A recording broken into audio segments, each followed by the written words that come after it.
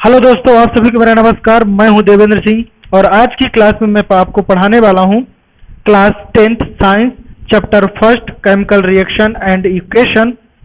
जैसा कि आपने थंबनेल में देखा था, ये मेरा पार्ट 2 है। इससे पहले मैंने पार्ट 1 बनाया था। अगर आपने उसको नहीं देखा है तो डिस्क्रिप्शन में प्लेलिस्ट की लिंक दी गई है, आप उसको जाके देख लीजिए, जिससे कि ये वाला टॉपिक आपको बहुत अच्छे से समझ में आ जाए। तो इस टॉपिक में हम बात करने वाले हैं टाइप्स ऑफ केमिकल रिएक्शन, मतलब रासायनिक अभिक्रिया के प्रकार। क्या बात करने वाला हूं? रासायनिक अभिक्रिया के प्रकार कितने टाइप्स की होती है, कौन कौन सी होती हैं और उनकी रिएक्शन क्या होती है, सभी की जानकारी इस वीडियो के लास्ट तक में सब कुछ बताने वाला हूं। तो वीडियो के लास्ट तक हमारे साथ बने रहिएगा। सब कुछ आज सीख के जाना है कैसे ये रिएक्शन होती है, और ये बहुत महत्वपूर्ण रिएक्शन होती है। और एग्जाम पॉइंट ऑफ व्यू से मैं बोलूं तो ये रिएक्शन 100% एक कोई ना कोई रिएक्शन जरूर आती है। तो चलिए स्टार्ट करते हैं। जो इसकी पहली रिएक्शन होती है वो क्या होती है? तो पहला होता है इसका कॉम्बिनेशन रिएक्शन। क्या होती है? Combination reaction. ठीक है, एक एक करके आराम से समझेंगे, कोई जल्दीबाजी नहीं, क्योंकि कंसेप्ट को समझने में थोड़ा टाइम लगता है। उसके बाद तो आप इसको बहुत एकदम फास्ट तरीके से कर सकोगे। ठीक है, कॉम्बिनेशन का मतलब क्या होता है? एक जनरल सा का अगर आप देखो कि अगर मान लीजिए ए लिया और बी लिया, एक कोई पार्ट है और बी कोई पार्ट है, और इन दोनों को मैंने क्या बना दिया? सी बना दिया। तो यहां से आप देख रहे हो कि जो हमारा ये रिएक्टेंट है, इनको क्या बोलते हैं? रिएक्टेंट बोलते हैं। और ये हमारा क्या बन गया? प्रोडक्ट बन गया। मतलब यहां से आपको ऐसा समझ में आ रहा होगा कि अगर दो या दो से अधिक कोई हमारे रिएक्टेंट हैं या सब्सटेंस हैं, वो आपस में कंबाइन होकर एक सिंगल प्रोडक्ट बना लेते हैं या सब्सटेंस बना लेते हैं, उसको कॉम्बिनेशन रिएक्शन कहते हैं। थोड़ी सी हम अगर डिफिनेशन की बात करूं आपसे, तो मैं डिफिनेशन क्या बताऊंगा इसकी, क्या होती है ये रिएक्शन, समझना कि दोज रिएक्शन, नोट कर लीजिए, कभी कभी डिफिनेशन पूछ लेता है तो वीडियो को पॉज करके आप नोट भी कर सकते हैं। Those reaction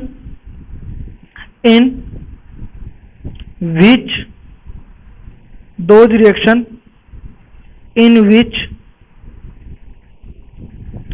to or more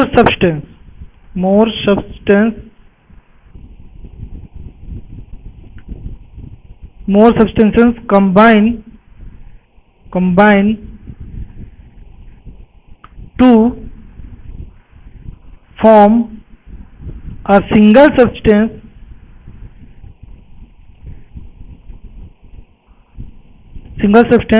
are called combination reaction. तो यहां से दोस्तों कॉम्बिनेशन रिएक्शन की आपको समझ में आ चुका होगा कि कॉम्बिनेशन रिएक्शन क्या होती है। अब चलिए एक मैं जनरल सा एग्जांपल आपको बता दिया हूं, और एक बात और बता दूं, अगर इसको और डिटेल में चाहिए आपको तो डिस्क्रिप्शन में PDF file handwritten notes डाला हुआ है, आप उसको भी डाउनलोड कर सकते हो। चलिए एक एक करके रिएक्शन को समझते हैं। जो सबसे पहली रिएक्शन का हम बताते हैं एक एग्जाम्पल।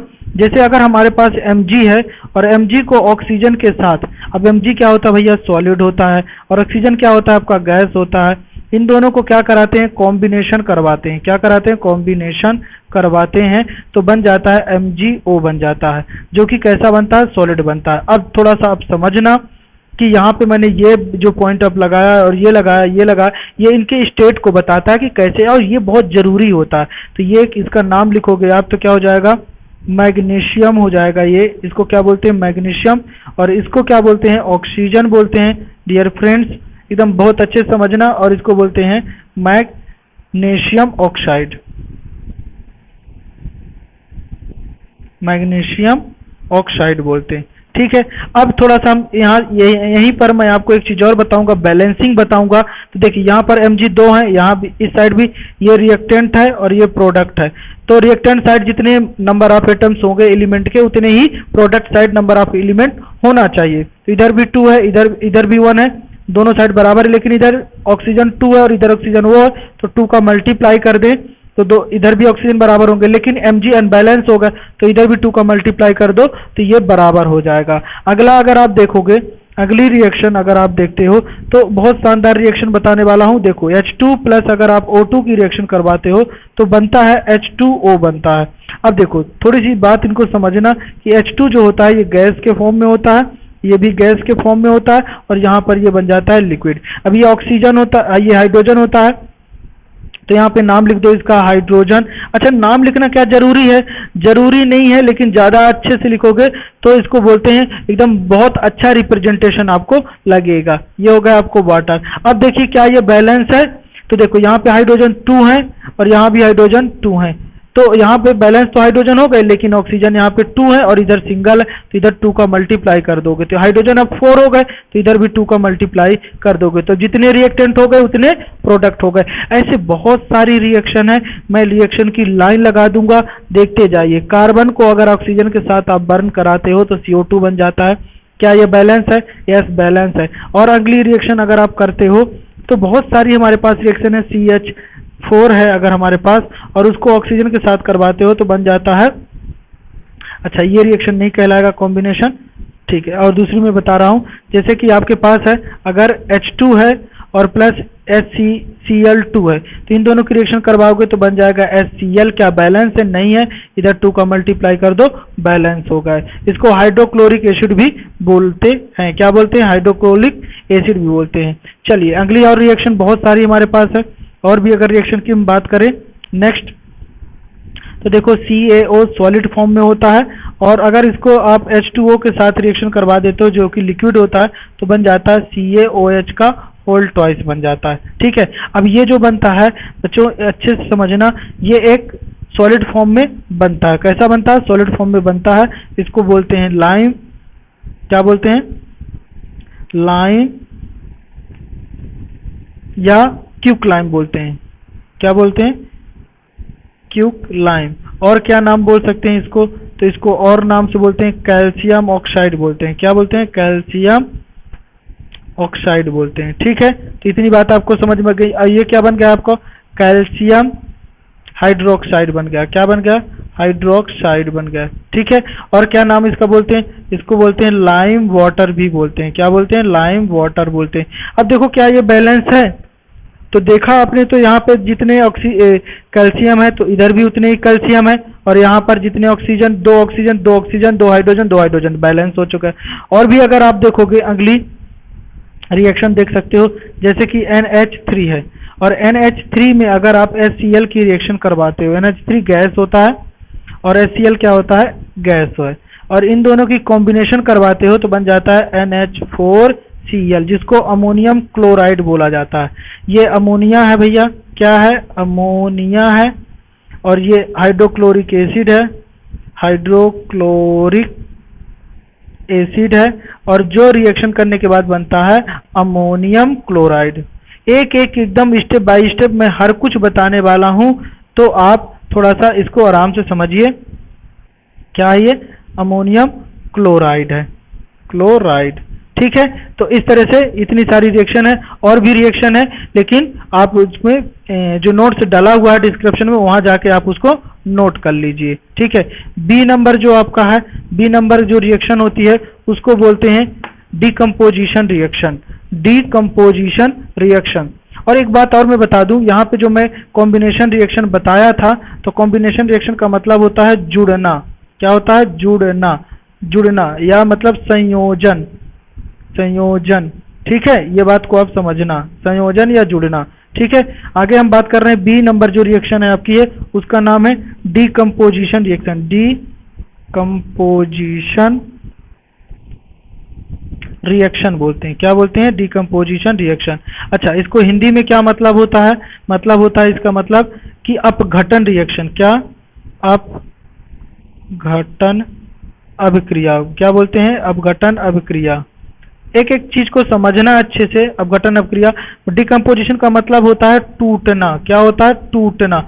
अब यहाँ से आपको अच्छे समझ में आ गया होगा कि अगर AB है और वो ब्रेक डाउन होके क्या बन जाएगा? डिकम्पोज हो जाएगा, डिकम्पोज हो जाएगा। और क्या हो जाएगा? डिकम्पोज होने के बाद क्या बन जाएगा? ये A+B बन जाएगा। मतलब यहाँ से डिफिनेशन आपकी तैयार हो चुकी है कि क्या डिफिनेशन आई होगी इसकी, कि अगर डोज रिएक्शन, क्या बोलोगे इसको? दोज रिएक्शन, देखो डिफिनेशन समझो इसको, नोट कर लेना इसको, reaction in which a compounds in which a compounds splits मतलब ब्रेक की बात करता हूं मैं, यहाँ पे ब्रेक भी लिख दे रहा हूं, ब्रेक स्प्लिट या ब्रेक एक ही चीज है, break up into two or more simpler substance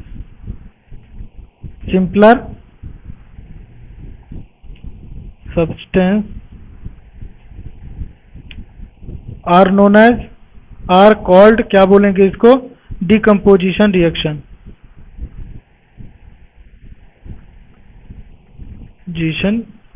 बोलेंगे।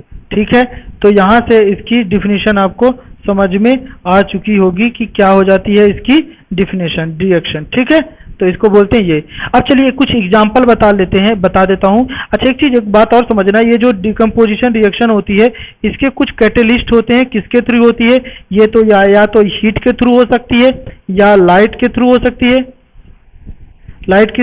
है, या इलेक्ट्रिसिटी के थ्रू हो सकती है। किसके थ्रू, इलेक्ट्रिसिटी के थ्रू हो सकती है, इलेक्ट्रिसिटी मतलब ये जो डिकम्पोजिशन की प्रोसेस हो रही है या तो हीट के थ्रू होगी, या लाइट के थ्रू होगी, या इलेक्ट्रिसिटी के थ्रू होगी। तो क्या क्या जो हम यूज करते हैं उन सारी बातों को एक एक करके बताते हैं। चलिए पहले हम बात करते हैं बाई यूजिंग हीट का यूज करके कैसे डिकम्पोज करते हैं। तो पहली रिएक्शन मैं अगर आपको बताऊं तो जैसे अगर आपके पास CaCO3 है, सॉलिड फॉर्म में होता है, और इसको हमने हीट दे दिया तो CaO बन जाता है प्लस CO2 बन जाता है। अब दोस्तों समझना इसको क्या क्या बोलते हैं इन सारी बातों को, तो इसको बोलते हैं कैल्शियम कार्बोनेट। क्या बोलते हैं, कैल्शियम कार्बोनेट। अब कैल्शियम कार्बोनेट को जब हीट करते हैं तो इसका नाम तो मैं कई बार लिख चुका हूं, लेकिन फिर से लिख दे रहा हूं मैं, कैल्शियम ऑक्साइड बोलते हैं, कैल्शियम ऑक्साइड बोलते हैं। ठीक है, कैल्शियम ऑक्साइड। और ये क्या हो जाती है, गैस। और जो कैल्शियम ऑक्साइड होता है वो सॉलिड होता है और ये गैस। अच्छा, इनके पैर के नीचे जो लिखता हूं ये स्टेट बताता है, इसको लिखना नहीं भूलना है। अच्छा, ये क्या बैलेंस है, यस बैलेंस है। और दूसरी रिएक्शन अगर आप बात करो तो दूसरी रिएक्शन क्या हो जाती है, KClO3 जो सॉलिड होता है, इसका नाम, अच्छा पहले इसको कंप्लीट कर देते हैं, हीट के थ्रू होता है, सिंबल लगा दो या वर्ड में लिख दो, एक ही चीज हो रहा है। और क्या हो रहा है, ये डिकम्पोजिशन हो रहा है, तो क्या बन जाता है, KCl बनता है प्लस O2 गैस बनता है। अब KCl किस फॉर्म में बनता है, सॉलिड फॉर्म में बनता है। अच्छा, नाम, चलिए नाम लिखते हैं, इनका नाम समझते हैं क्या क्या होगा। इसको बोलते हैं पोटेशियम, क्या बोलते हैं, पोटेशियम क्लोरेट। क्या बोलते हैं, क्लोरेट। अब पोटेशियम क्लोरेट ब्रेक डाउन होकर क्या बन जाता है, पोटेशियम, क्या बन जाता है, पोटेशियम क्लोराइड बन जाता है, और ये क्या बन जाता है, ऑक्सीजन बन जाता है। एकदम धीमे धीमे समझना है। अब देखो बच्चों बैलेंस कैसे करते हैं, देखो इधर पोटेशियम एक है, इधर भी एक है, बहुत अच्छा।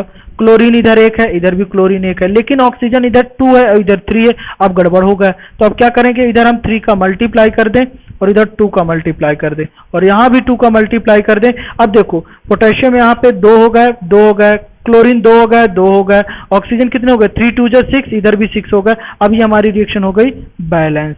और आगे अब देखते हैं थर्ड जो रिएक्शन है वो हमारी बहुत खास रिएक्शन मैं बता रहा हूं दोस्तों, समझना, ये बहुत इंपॉर्टेंट रिएक्शन है। ये आयरन सल्फेट FeSO4 जो कि सॉलिड फॉर्म में होता है और कैसा होता है, ग्रीन कलर का होता है। कैसा होता है, ग्रीन कलर होता है। ठीक है, अब इसको जब अगर हीट देते हैं, हम क्या देते हैं, हीट देते हैं, तो क्या बन जाता है, Fe2O3 सॉलिड बन जाता है और प्लस SO2 बन जाता है और प्लस SO3 बन जाता है। अच्छा, ये दोनों जो बनते हैं गैस बनते हैं, इसको सल्फर डाइऑक्साइड बोलते हैं, इसको सल्फर ट्राइऑक्साइड बोलते हैं, और ये जो बना हुआ है इसको आयरन ऑक्साइड बोलते हैं या फेरिक ऑक्साइड बोलते हैं। अब देखो समझो बात को कि यहाँ पर ये जो हो जाता है, ये क्या है आपका, फेरिक ऑक्साइड है। क्या नाम है इसका, फेरिक ऑक्साइड, और ये ब्राउन कलर का होता है। कैसा होता है, ब्राउन कलर हो जाता है। ठीक है, पहले कौन सा कलर था देखना दोस्तों, यहाँ पर ग्रीन कलर था, इसका नाम था फेरस सल्फेट। नाम क्या था इसका? Ferrous sulphate. अब आपको ये कंफ्यूजन होगा कि सर फेरस सल्फेट कब बोलते हैं, फेरिक कब बोलते हैं। तो समझना, जब आयरन की क्या होती है, सेकंड ऑक्सीडेशन होती है, यानी कि आयरन +2 होता है, तब इसको क्या बोलते हैं, अस, इसके फेरस अस जोड़ते हैं। और आयरन अगर Fe+3 लिया गया है तो वहां पर इक जोड़ दिया जाता है। तो इस बात को आप नोट करना, बहुत सारे ऐसे हम आगे बताने वाले हैं कि इक कब लगता है और अस कब लगता है। देखो यहाँ पे फेर तो वही रहेगा और अस जुड़ गया, और यहाँ पे फेर वही है, इक जुड़ गया।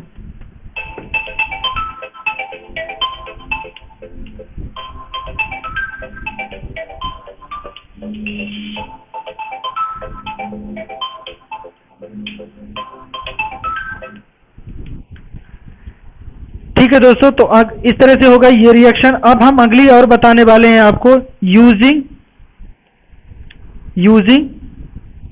क्या लिखोगे, बाय यूजिंग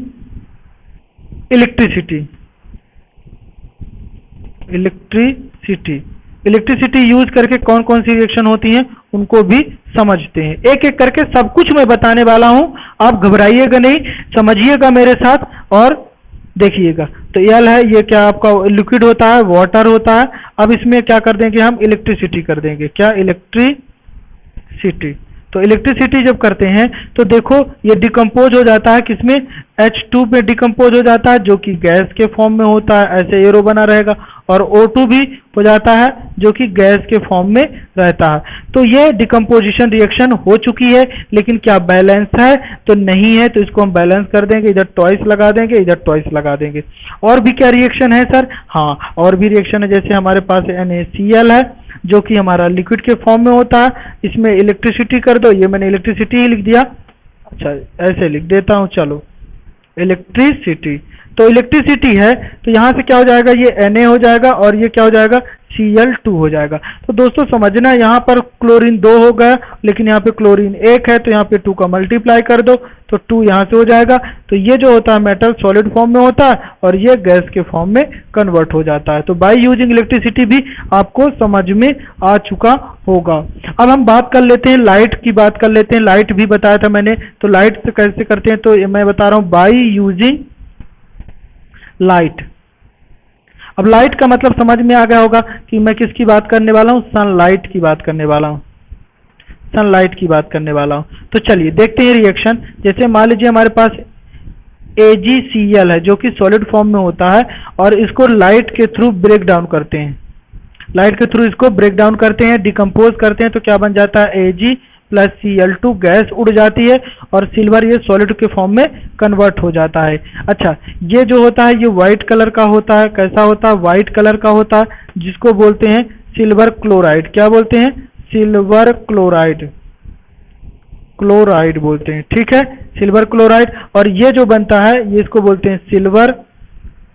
अब सिल्वर को आप जानते हैं कौन से कलर का होता है, ग्रेइश कलर का होता है।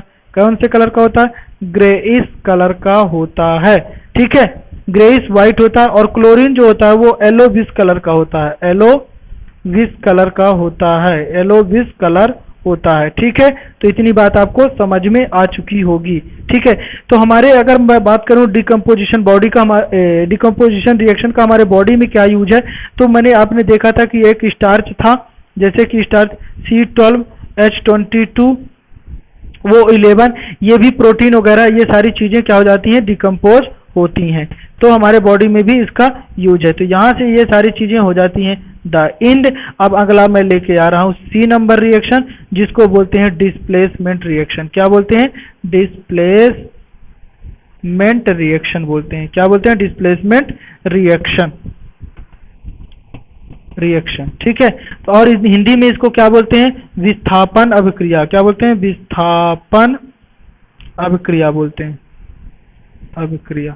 दोस्तों बहुत अच्छी रिएक्शन है, बहुत मजेदार रिएक्शन है। एक एक कंसेप्ट को सीखना है आपको, तो वीडियो के लास्ट तक में रहना पड़ेगा, अभी जाना नहीं है। अब समझिए, देखिए यहाँ पर A+ अगर A और B है, देखना इसको पहले कंसेप्ट को समझ लो। AB है और उसके साथ C, अगर मैं C के साथ रिएक्शन करवाता हूं तो AC बन जाएगा और प्लस में बी अलग हो जाएगा, मतलब कि इसने बी को क्या कर दिया, डिस्प्लेस कर दिया। तो इसकी डिफिनेशन क्या बन जाएगी, इसकी डिफिनेशन को समझते हैं। Those reaction in which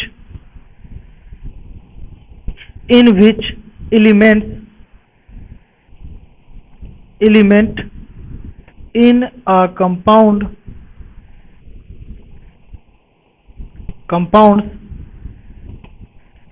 are, अच्छा एक minute, element takes the place of another element in a compound, ठीक है। compound are known as, are called displacement reaction।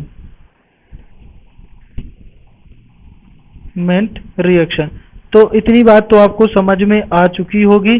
तो इनको क्या बोलते हैं, डिस्प्लेसमेंट रिएक्शन बोलते हैं। अगर मैं बात करूं कि ये जो होते हैं मोर रिएक्टिव एलिमेंट होते हैं, अगर हम बात करूं कि in general a more reactive element displace a less reactive element।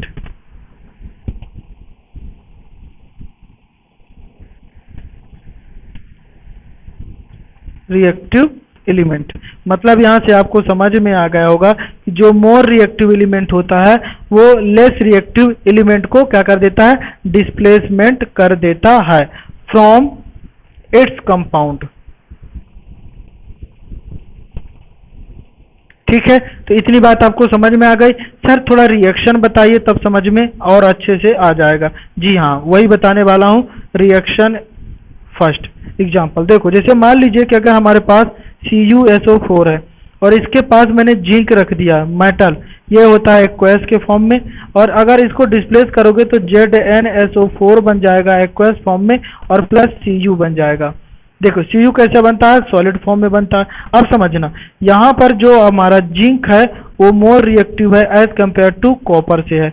अच्छा, ये रिएक्टिविटी मैं आपको बता दूंगा जब मेटल चैप्टर पढ़ाऊंगा, तो रिएक्टिविटी ऑर्डर मैं आपको बता दूंगा कि कौन से एलिमेंट ज्यादा रिएक्टिव होते हैं किससे। ठीक है, ये पूरी कहानी मैं बता दूंगा। देखिए यहाँ पर ये जो होता है इसका नाम होता है, मैं थोड़ा इसको यहाँ पे हटा दे रहा हूँ, अभी बाद में समझ जाना, यहाँ पे लिख दे रहा हूँ Cu लेस रिएक्टिव ZnC। ठीक है, आपको समझ में।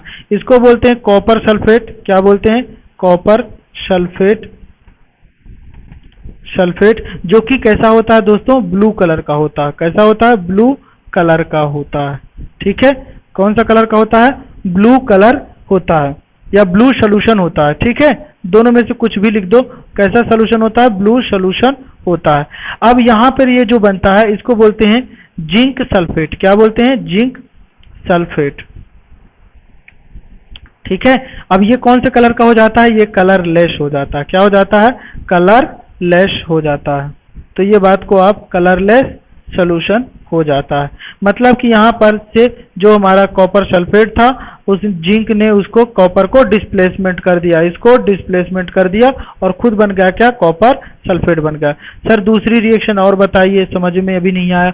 चलो एक और देखो, जैसे हमारे पास Cu और CuSO4 है और उसमें आपने Mg की रिएक्शन करवा दी। ये सॉलिड होता है, ये एक्वस होता है। तो यहाँ से क्या बन जाएगा, MgSO4 बन जाएगा जो कि एक्वस होगा और प्लस Cu बाहर हो जाएगा सॉलिड फॉर्म में। ठीक है, तो ये भी समझ में आएगा। अब ये कहीं भी होगा, कौन सा कलर का होगा, ब्लू कलर का होगा। और ये जो अब बन जाएगा, ये कौन सा बन गया आपका, कलरलेस बन गया, कलरलेस सोल्यूशन बन गया। तो यहाँ पे इसका नाम क्या लिखोगे आप, मैग्नीशियम सल्फेट लिखोगे। ठीक है, और यहाँ पर इसका नाम क्या लिखोगे, कॉपर सल्फेट, वो ऊपर मैंने लिख दिया, फिर से समझा दे रहा हूँ, सल्फेट। तो उम्मीद करता हूँ दोस्तों इतना आपको समझ में आ चुका होगा। और भी थर्ड रिएक्शन देखते हैं क्या हो जाएगा। और जैसे मान लीजिए कि कॉपर से रिलेटिव मैंने बता दिया, और भी रिएक्शन जैसे हैं हमारे पास, अगर CuCl2 है और उसकी रिएक्शन हम अगर लेड के साथ करवा दें, लेड सॉलिड होता है, लीड जिसको बोलते हो, और ये एक्वस के फॉर्म में होता है, तो क्या बनता है समझना, PbCl2 बनता है जो कि एक्वस के फॉर्म में बनता है, और प्लस में बनता है Cu सॉलिड के फॉर्म में बनता है। जी हाँ दोस्तों, तो इसको बोलते हैं कॉपर सल्फेट, एक कॉपर क्लोराइड, नाम लिख लेना, क्लोराइड बोलते हैं। देखो नाम बहुत जरूरी है, क्योंकि फिर कभी कभी बहुत प्रॉब्लम होती है नाम पहचाने में, तो जब बार बार आप लिखते रहोगे तो आपको समझ में आ जाएगा। ये कौन से कलर का होगा सर, तो कलर भी देख लो, इसका कौन सा कलर होगा, ग्रीन कलर का होगा। कौन से कलर का होगा, ग्रीन कलर का होगा। और लेड जो होता है ये ब्लूइश कलर का होता है, कैसे होता है, ब्लूइश कलर का होता है। और ये जो बनता है ये क्या होता है, कलरलेस होता है। क्या होता है, कलरलेस होता है। ये भी बहुत ज्यादा जरूरी है इनको पहचाना कि कौन से कलर का ये होता है। और भी एक रिएक्शन मैं और बता रहा हूं आपको, अगर मान लीजिए हमारे पास आयरन है और सॉलिड फॉर्म में है, और उसकी रिएक्शन आपने HCl के साथ करवा दी, HCl हमारा एक्वस है, तो क्या बन जाएगा, देखो यहाँ पे बन जाएगा FeCl2 बन जाएगा, प्लस H2 गैस बन जाएगी। ठीक है, ये जो बनता है एक्वस के फॉर्म में बनता है। अब दोस्तों देखो यहाँ पर ये जो लिया था मैंने, इसको बोलते हैं आयरन। ठीक है, और यहाँ पर हाइड्रोक्लोरिक एसिड था, क्या था, हाइड्रोक्लोरिक एसिड था। ठीक है, हाइड्रोक्लोरिक एसिड। तो अब यहाँ पे ये जो बन गया, अब देखो यहाँ पर आयरन की दो ऑक्सीडेशन स्टेट है, तो ये हो जाएगा फेरस क्लोराइड। क्या नाम लिखोगे आप इसका, फेरस क्लोराइड लिखोगे, क्लोराइड। ठीक है, तो और यहाँ पर H2 गैस बन गया। क्या ये बैलेंस है, तो दोस्तों देख लो बैलेंस नहीं है, तो यहाँ पे क्या लगा दोगे, ट्वाइस लगा दोगे, अब हो गई बैलेंस। तो इस तरह की बहुत सारी रिएक्शन है हमारे पास।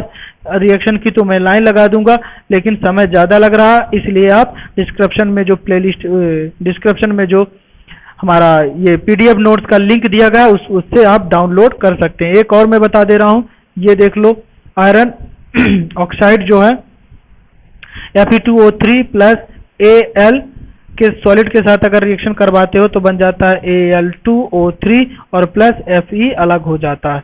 तो अब बैलेंस है क्या, नहीं है, देख लो, बैलेंस कर लो, तो यहाँ पे 2 लगा दोगे और यहाँ पर ये 2 हो जाएगा। अब ये बैलेंस हो चुका। तो ये रही रिएक्शन। अच्छा, मैं कुछ एक खास बात और बता दूं, रिएक्टिविटी ऑर्डर की मैं बात कर रहा था, तो बच्चों देखो रिएक्टिविटी सीरीज क्या होती है, थोड़ा सा मैं इसको भी बता दे रहा हूँ, बाद में आपको प्रॉब्लम आएगी कौन किससे ज़्यादा रिएक्टिव होता है। तो देख लो थोड़ा सा, सीरीज मेटल ऑफ मेटल की क्या होती है। ठीक है, तो देखो सबसे ज़्यादा जो रिएक्टिव होता है पोटेशियम, पोटेशियम के बाद आपका आता है सोडियम, सोडियम के बाद कैल्शियम, कैल्शियम के बाद मैग्नीशियम, और मैग्नीशियम के बाद आपका आ जाता है एल्युमिनियम, फिर क्या आ जाता है आपका जिंक, और फिर क्या, जिंक के बाद आयरन, आयरन से ज़्यादा रिएक्टिव कम कौन होता है, टिन, और टिन से रिएक्टिव होता है लेड, और फिर आता है आपका हाइड्रोजन, हाइड्रोजन जो एक कम होता है मतलब सेंटर, और हाइड्रोजन से और कम क्या होता है Cu, Cu से कम क्या होता है Hg, Hg से कम क्या होता है आपका Ag, और Ag से कम होता है Au। तो ये हो गई आपकी रिएक्टिविटी सीरीज। ठीक है, तो मतलब ये सीरीज पोटेशियम सबसे ज्यादा रिएक्टिव। अब जैसे मान लो अगर कॉपर सल्फेट है, उसके बाद अगर आप इनको सबको रखोगे तो क्या हो जाएगा, कॉपर को डिस्प्लेसमेंट कर देंगे। लेकिन अगर मान लीजिए AgCl है और वहां पे Cu रख दोगे तो ये Ag को डिस्प्लेसमेंट कर देगा। ठीक है, चलिए हम आगे अगली रिएक्शन की बात करते हैं। हमारी अगली रिएक्शन जो है वो है डबल डिस्प्लेसमेंट रिएक्शन, और ये बहुत इंपॉर्टेंट रिएक्शन है डबल डिस्प्लेसमेंट रिएक्शन। कौन सी, D नंबर में है double displacement reaction, double displacement reaction, displacement reaction. ठीक है दोस्तों, ये डबल डिस्प्लेसमेंट रिएक्शन समझना अच्छे से। डबल डिस्प्लेसमेंट रिएक्शन का मतलब है कि अगर मान लीजिए आपके पास AB है यहाँ पर और प्लस CD है, मतलब दोनों साइड डिस्प्ले, तो क्या बन जाएगा, AC बन जाएगा। मतलब ये मेटल ने इसको डिस्प्लेसमेंट कर दिया और ये यहाँ पे चला जाएगा, तो क्या हो जाएगा, AC हो जाएगा प्लस आपका बन जाएगा Bd बन जाएगा। अब एक रिएक्शन के थ्रू बताऊंगा तो मैं समझ में आ जाएगा कि कैसे होता है। जैसे देखो, अगर मैं बात करूं AgNO3 जो कि एक्वेस के फॉर्म में होता है, और अगर इसकी रिएक्शन मैं NaCl के साथ एक्वेस के फॉर्म में करा दूं तो देखो अब यहाँ पे क्या होगा कि Na यहाँ पर AgCl बन जाएगा। मतलब ये जो Ag होगा ये सोडियम इसको क्या कर देगा, डिस्प्लेसमेंट कर देगा। देखो अभी मैंने यहाँ पे बताया है कि Ag से ज्यादा रिएक्टिव सोडियम होता है, तो ये क्या कर देगा, क्या बन जाएगा कंपाउंड, देखना बन जाएगा यहाँ पे बन जाएगा आपका, देखना समझना है आपको कि यहाँ पर क्या आ जाएगा, सोडियम नाइट्रेट आ जाएगा, सोडियम नाइट्रेट बन जाएगा, और प्लस में क्या बन जाएगा, AgCl बन जाएगा। तो ये सारी चीजें आपको समझ में आ गई होगी। ये कौन से कलर का होता है, वाइट कलर का हो जाता है। इसको बोलते हैं सोडियम नाइट्रेट। क्या बोलते हैं, सोडियम, एक मिनट, इसको क्या बोलते हैं, सोडियम नाइट्रेट। क्या बोलते हैं, सोडियम नाइट्रेट बोलते हैं, ठीक है। और ये जो बनता है इसको सिल्वर नाइट्रेट बोलते हैं। क्या होते हैं, सिल्वर नाइट्रेट बोलते हैं, ठीक है।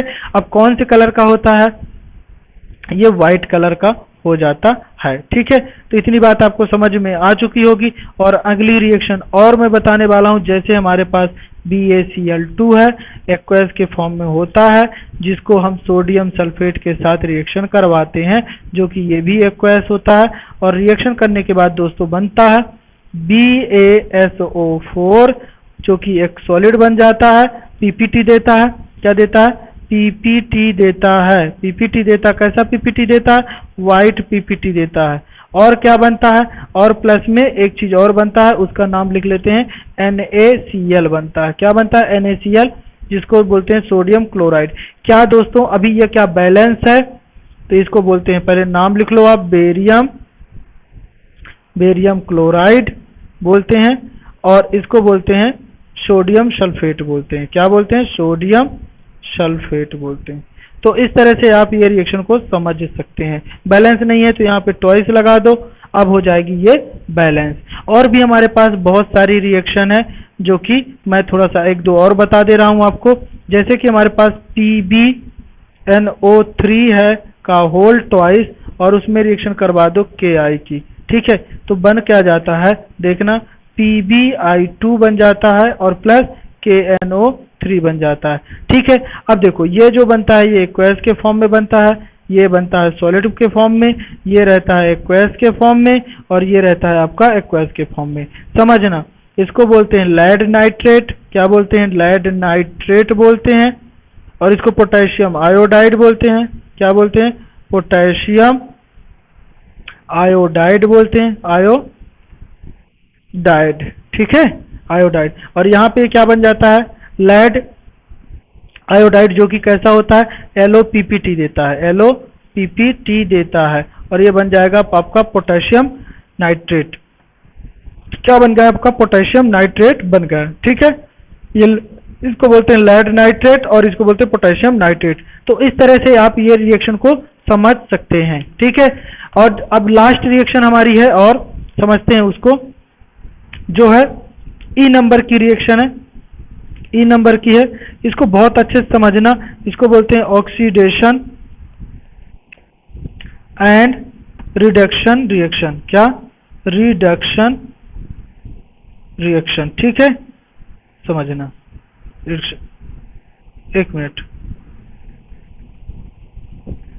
रिएक्शन, अच्छा। अब यहाँ पे इसको क्या बोलते हैं, रिडॉक्स भी रिएक्शन बोलते हैं। क्या बोलते हैं, इसका रेड ले लेते हैं, क्या ले लेते हैं, रेड ले लेते हैं, रेड, तो क्या होगा रेड, और इसका ले लेते हैं ऑक्स, तो क्या बन जाता है, ऑक्स, रिडॉक्स। इसको रिडॉक्स रिएक्शन भी बोलते हैं। मतलब जिसमें ऑक्सीडेशन रिएक्शन और रिडक्शन रिएक्शन दोनों साथ में हो तो उसको रिडॉक्स रिएक्शन बोलते हैं। कुछ खास बातें मैं बता दूं आपको कि ऑक्सीडेशन में क्या होता है। ऑक्सीडेशन, ऑक्सीडेशन में समझना दोस्तों, बहुत अच्छी बात बता रहा हूं, एकदम समझना कि ऑक्सीडेशन में क्या होता है। जिसमें ऑक्सीजन इन हो, मतलब जिसमें ऑक्सीजन ऐड हो, तो वो क्या कहलाता है, क्या ऐड हो, ऑक्सीजन ऐड हो तो ऑक्सीडेशन कहलाएगा। या निगेटिव्स आयन्स ऐड हो, क्या हो, निगेटिव्स आयन ऐड हो ठीक है। अब रिमूव क्या हो समझना, अगर रिमूव इसमें पॉजिटिव्स हो रहे हैं, पॉजिटिव आयंस रिमूव होंगे, और क्या होंगे, और क्या रिमूव होगा, और H हाइड्रोजन रिमूव होगा। मतलब क्या होगा, हाइड्रोजन रिमूव होगा।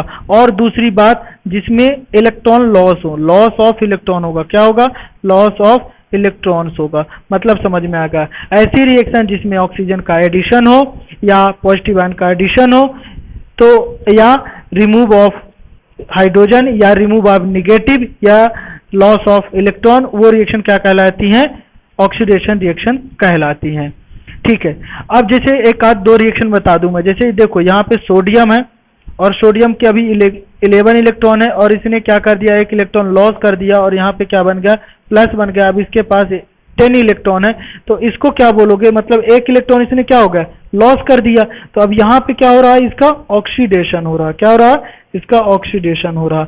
और भी बहुत सारी रिएक्शन है, मैं बताने वाला हूं। थोड़ा सा और मैं बता दूं रिडक्शन के बारे में, फिर उसके बाद एक साथ रिएक्शन करते हैं। रिडक्शन में क्या होता है समझना, कि रिडक्शन में जस्ट इसका उल्टा होगा। कैसे, देखो इसमें क्या करेगा, ये हाइड्रोजन को ऐड करेगा, फिर और क्या ऐड करेगा, ये पॉजिटिव को ऐड करेगा, और रिमूव क्या करेगा, निगेटिव्स आयन रिमूव करेगा, और ऑक्सीजन को रिमूव करेगा, ऑक्सीजन को रिमूव करेगा, और यहाँ पे हाइड्रोजन को ऐड करेगा, हाइड्रोजन को, और क्या करेगा, गेन ऑफ इलेक्ट्रॉन। क्या करेगा, गेन ऑफ इलेक्ट्रॉन। ठीक है, इस बात को अच्छे से एकदम समझ लो। जैसे मान लीजिए हमारे पास यहाँ पे क्लोरीन है 17, और इसने एक इलेक्ट्रॉन क्या कर लिया, ऐड कर लिया, तो क्या बन जाएगा, Cl माइनस, और यहाँ पे क्या हो जाएगा, इलेक्ट्रॉन 18। ठीक है। तो अब चलो इनकी रिएक्शन की हम बात करते हैं, तो समझते हैं कुछ रिएक्शन क्या होती हैं। देखो अब अगर रिएक्शन आप देखोगे, तो देखो यहाँ पर CuO है, और प्लस अगर आप H2 की बात करो तो क्या बन जाएगा, Cu और प्लस H2 बन गया। अब देखो समझना बात को, अब देखो यहाँ से यहाँ तक देखो, ये Cu, यहाँ CuO से Cu बन गया। मतलब कि यहाँ से क्या हुआ, ऑक्सीजन रिमूव हुआ। तो जब ऑक्सीजन रिमूव होगा तो क्या हो रहा है, ये रिएक्शन रिडक्शन हो रहा है। क्या हो रहा है, रिडक्शन। मतलब ऑक्सीजन जिसमें रिमूव होती है उसको बोलते हैं रिडक्शन। ठीक है।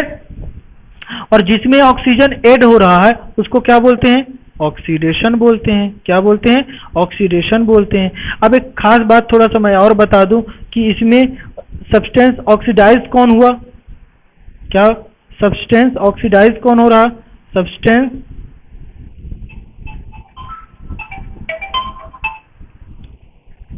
ऑक्सीडाइज क्या हो रहा है, H2 ऑक्सीडाइज्ड हो रहा है। फिर दूसरा नंबर है क्या है आपका, सब्सटेंस रिड्यूस क्या हो रहा है आपका, रिड्यूस क्या हो रहा है, तो इसमें क्या लिख दोगे, रिड्यूस क्या हो रहा है, CuO हो रहा है। और थर्ड नंबर क्या हो रहा है, ऑक्सीडाइजिंग एजेंट क्या है, ऑक्सीडाइजिंग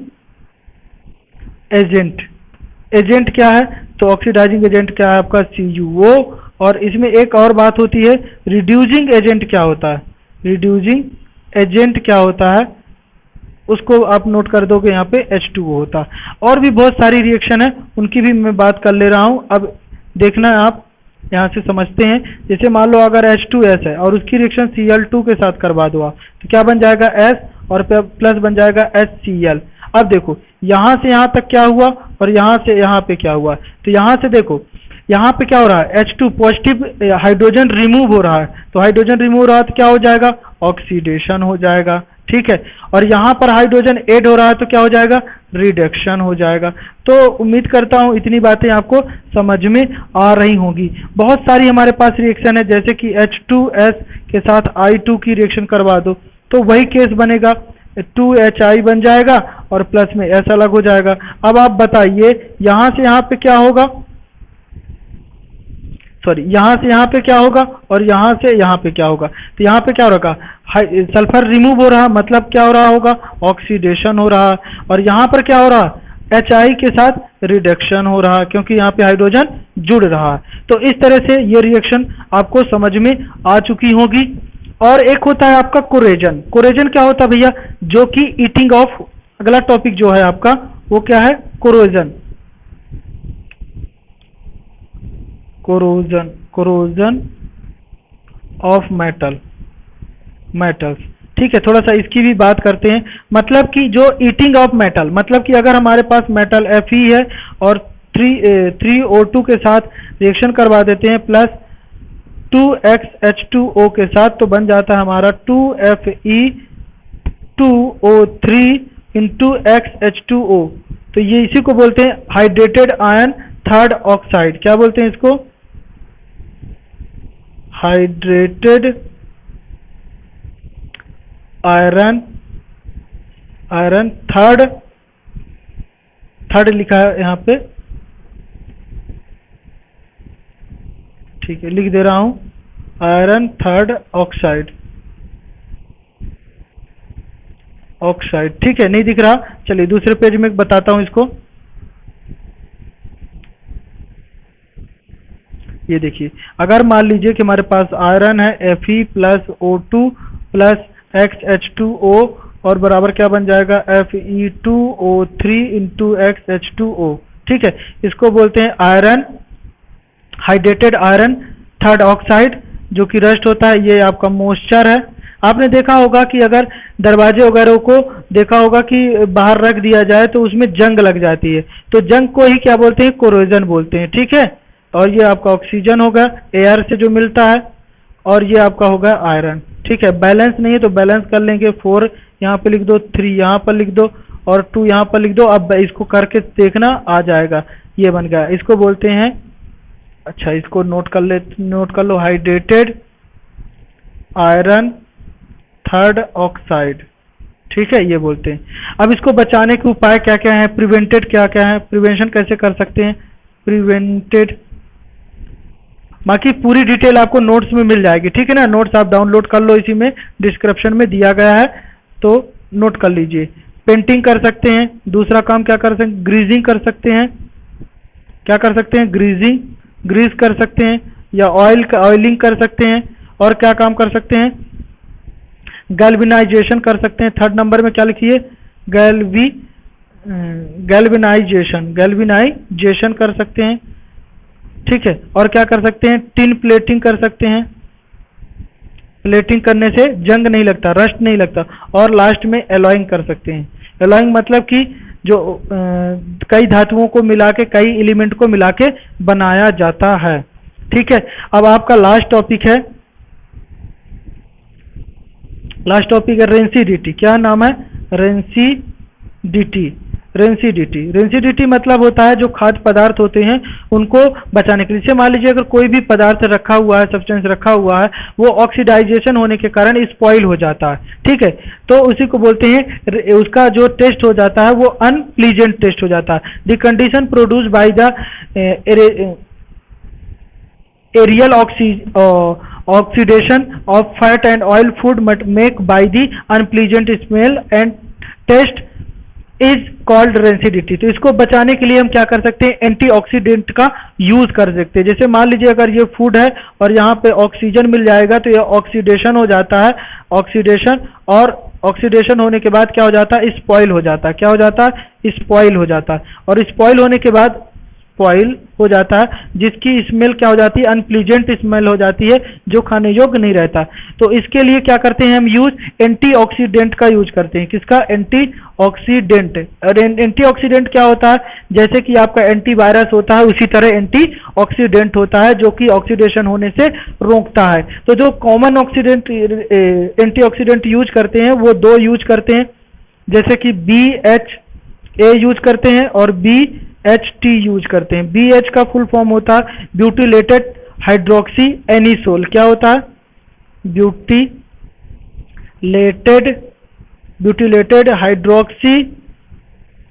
हाइड्रोक्सी एनिसोल बोलते हैं। क्या बोलते हैं? एनिसोल बोलते हैं। ठीक है, और क्या नाम बोलते हैं? और नाम बोलते हैं ब्यूटिलेटेड हाइड्रोक्सी और टोलुइन बोलते हैं। क्या बोलते हैं? टोलुइन। ठीक है, लिख लीजिए। और भी क्या होते हैं एंटीऑक्सीडेंट? सॉल्ट होता है, विनेगर्स होता है। आपने देखा होगा घरों पे अचार वगैरह रखते हैं तो कुछ उसमें सॉल्ट और ऑयल मिला देते हैं जिससे कि वो लंबे समय तक चल सकता है।